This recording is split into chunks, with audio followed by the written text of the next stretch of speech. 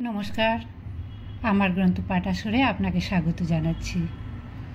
আজ আমি পড়ে শোনাচ্ছি মহাভারতের নারী গ্রন্থ থেকে যতুগৃহ দাহ পর্বটি। দ্রোণাচার্যের গুরুদক্ষিণার পালা এলো অস্ত্র পরীক্ষার শেষে। যুধিষ্ঠিরকে দূরে সরিয়ে রেখে সমগ্র কৌরব শক্তি পরাজিত হবার পর ভীম অর্জুনের নেতৃত্বে 4 পাণ্ডব ভ্রাতা দ্রুপদ রাজাকে ধরতে এগিয়ে গেলেন এবং প্রধানত ভীম অর্জুনের বিক্রমে অক্ষত অবস্থায় রাজা দ্রুপদকে বন্দী করে এনে দ্রোণাচার্যের গুরুদক্ষিণা প্রদান করলেন। সন্তুষ্ট দ্রোণাচার্য অর্জুনকে দিলেন প্রয়োগ, উপসংহার, সমস্ত বিদ্যার সঙ্গে তার সর্বশ্রেষ্ঠ অর্থ ব্রহ্মশির। ইতিমধ্যে যুধিষ্ঠিরের খ্যাতি, কীর্তি, বিনম্র ব্যবহার, দূরদর্শিতা, ব্রাহ্মণ, অতিথি ও দরিদ্র নারায়ণ সেবা ইত্যাদি গুণ পিতা পাণ্ডুকেও ছাপিয়ে গিয়েছে। ভীমকে বলে সর্বশ্রেষ্ঠ ও অর্জুনকে সমস্ত অস্ত্রে শিক্ষিত দেখে দুর্যোধন উদ্বিগ্ন হয়ে অনেক পরিতাপ করলেন। তারপর সূতপুত্র কর্ণ, সুবলপুত্র শকুনি এবং দুর্যোধন প্রভৃতি নানা উপায় পাণ্ডবগণকে বিনাশ করবার ইচ্ছা প্রকাশ করতে লাগলেন। পাণ্ডবেরা বিদুরের মত থেকে কোনো বিষয় প্রকাশ না করে যেমন যেমন উৎপাত উপস্থিত হতে লাগলো তেমন তেমন সে সকলের প্রতিকার করতে লাগলেন। এদিকে পুরবাসীগণ তখন পাণ্ডবগণকে সর্বগুণ সম্পন্ন দেখে তাদের গুণগুলি সভায় সভায় বলতে লাগলো এবং তারা নানা স্থানে এবং নানা সভায় সম্মিলিত হয়ে যুধিষ্ঠিরকে রাজ্য পালনের যোগ্য ঘোষণা করতে লাগলো। তারা বলতে থাকলো, প্রজ্ঞাচক্ষু ধৃতরাষ্ট্র জন্মান্ধ বলে পূর্বে রাজত্ব লাভ করেননি, তিনি এখন রাজা হবেন কি করে? এবং সত্যপ্রতিজ্ঞ ও চিরকুমার শান্তনুনন্দন ভীষ্ম পূর্বে রাজ্য প্রত্যাখ্যান করে আবার কখনো রাজত্ব গ্রহণ করবেন না। অতএব যুবক সত্যসেবী দয়াশীল যুধিষ্ঠিরকে আমরা এখন নিশ্চয়ই রাজ্যে অভিষিক্ত করব। সেই ধর্মজ্ঞ যুধিষ্ঠির নিশ্চয়ই শান্তনুপুত্র ভীষ্মকে এবং পুত্রদের সঙ্গে ধৃতরাষ্ট্রকে সম্মানপূর্বক নানাবিধ ভোগ করাবেন।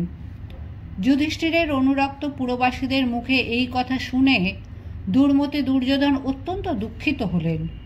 দুরাত্মা দুর্যোধন দুঃখিত হয়ে তাদের বাক্য সহ্য করতে পারলেন না। ঈর্ষায় জ্বলতে জ্বলতে ধৃতরাষ্ট্রের কাছে গিয়ে গমন করলেন। পিতাকে একাকী দেখে তাকে নমস্কার করে পুরবাসীদের যুধিষ্ঠিরের প্রতি অনুরাগ দেখায় ঈর্ষানলে জ্বলতে থাকা দুর্যোধন পিতাকে বললেন, পিতা, পুরবাসীরা আমাদের পক্ষে যেসব অমঙ্গলের কথা বলছিল তা আমি শুনেছি। তারা আপনাকে এবং ভীষ্মকে অগ্রাহ্য করে পাণ্ডুর পুত্রকে রাজা করতে ইচ্ছা করে। ভীষ্মর এই মত যে তিনি রাজ্যভোগ করতে ইচ্ছা করেন না, সুতরাং পুরবাসী লোকেরা আমাদের গুরুতর কষ্ট দিতে ইচ্ছা করে। পাণ্ডু নিজের গুণেই পূর্বে পৈতৃক রাজ্য পেয়েছিলেন, আর আপনি জন্মান্ধ বলে প্রাপ্য রাজা হননি। সেই পাণ্ডুর পুত্রই যদি আবার উত্তরাধিকার সূত্রে পাণ্ডুর রাজ্য পায়, তবে নিশ্চয়ই তার পুত্র আবার রাজ্য পাবে, তারপর তার পুত্র রাজ্য পেতে থাকবে। তাহলে মহারাজ, আমরা রাজবংশে জন্মেও পুত্র পৌত্রাদির সঙ্গে রাজ্যবিহীন হয়ে রইলাম এবং লোকের অবজ্ঞার পাত্র হতে থাকলাম।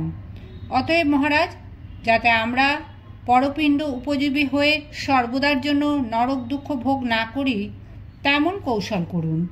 মহারাজ, আপনি যদি পূর্বেই এই রাজ্য পেতেন তাহলে পুরবাসীরা অননুরক্ত থাকলেও অবশ্যই আমরা রাজ্য পেতাম।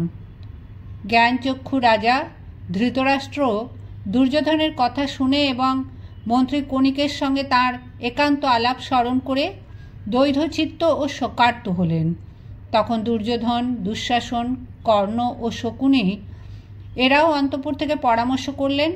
পরে দুর্যোধন এসে ধৃতরাষ্ট্রকে বললেন, মহারাজ, যাতে পাণ্ডবগণ থেকে আমাদের কোনো ভয় না হয় সেইরূপ নিপুণ উপায় আপনি তাদের বারানবত নগরে নির্বাসিত করুন।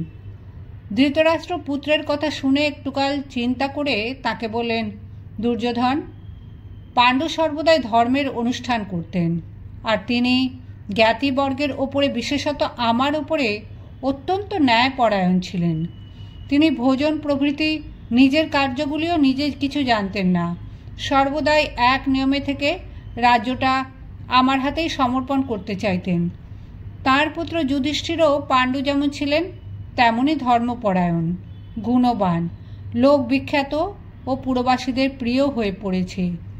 এ অবস্থায় তাকে আমরা কিভাবে বলপূর্বক এই পৈতৃক রাজ্য থেকে নির্বাসিত করতে পারব? বিশেষত সে এখন সহায় সম্পন্ন। পাণ্ডু মন্ত্রীগণ ও সৈন্যগণকে সর্বদা ভরণ পোষণ করে গিয়েছেন, বিশেষত তাদের পুত্র পৌত্র প্রভৃতিকে প্রতিপালন করে গিয়েছেন। তারপর পাণ্ডু নগরবাসী লোকদের পূর্বে নানা প্রকার আপ্যায়িত করে গিয়েছেন। এ অবস্থায় তারা যুধিষ্ঠিরের জন্য বন্ধুবর্গের সঙ্গে আমাদেরকে কেন বধ করবেন না? দুর্যোধন বললেন, পিত, আমি আমাদের পক্ষে এরূপ দোষ ঘটবে একথা পর্যালোচনা করেই ধন ও মান দ্বারা সকল প্রজাকে সন্তুষ্ট করেছি। সুতরাং তারা নিশ্চয়ই প্রধানভাবে আমাদেরই সহায় হবে। তারপর মন্ত্রীবর্গের সঙ্গে ধনাগারও আমাদেরই অধীনে আছে। অতএব আপনি কোনো কোমল উপায়ে পাণ্ডবগণকে বারানবত নগরে সত্বরই নির্বাসিত করতে পারেন। মহারাজ, যখন আমার উপরে রাজ্য প্রতিষ্ঠিত হবে তখন কুন্তী দেবী পুনরায় পুত্রগণের সঙ্গে হস্তিনায় আসবেন। ধৃতরাষ্ট্র বললেন, আমার মনের ইচ্ছাও তাই, কিন্তু এ অভিপ্রায়টা দূষিত বলেই আমি তা প্রকাশ করছি না।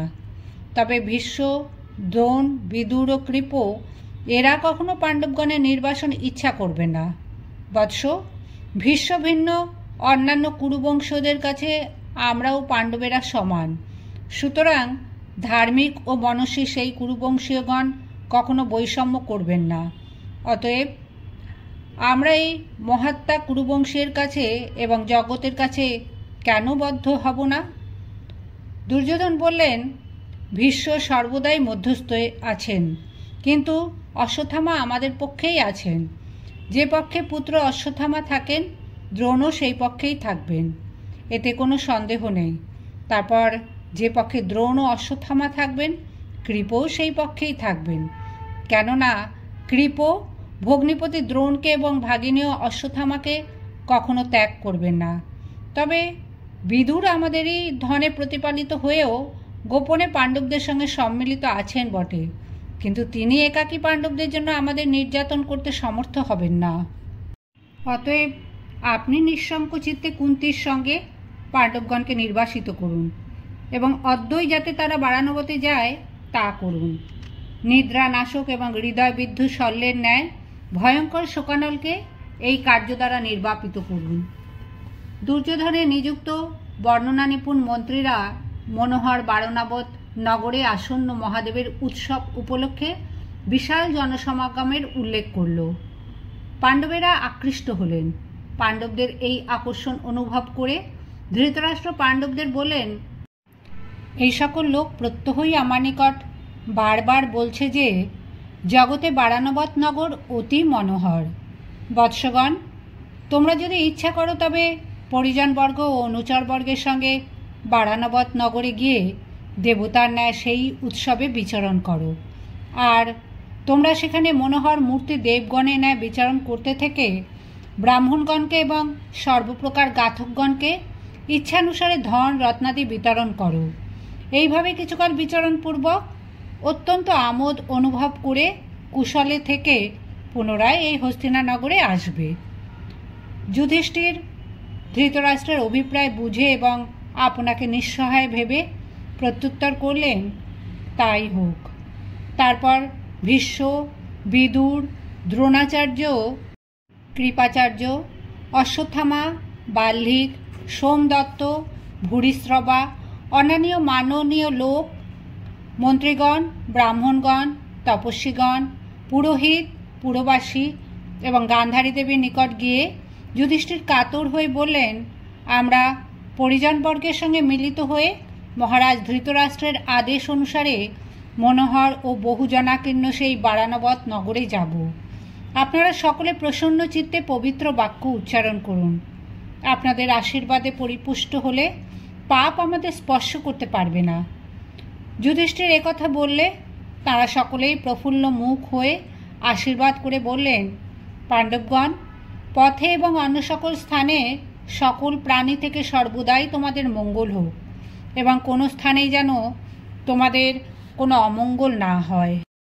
তারপর পাণ্ডবগণ রাজ্য লাভের জন্য সস্তায়ন এবং অন্য সকল প্রকার মাঙ্গলিক কার্য করে বারাণবতে যাত্রা করলেন।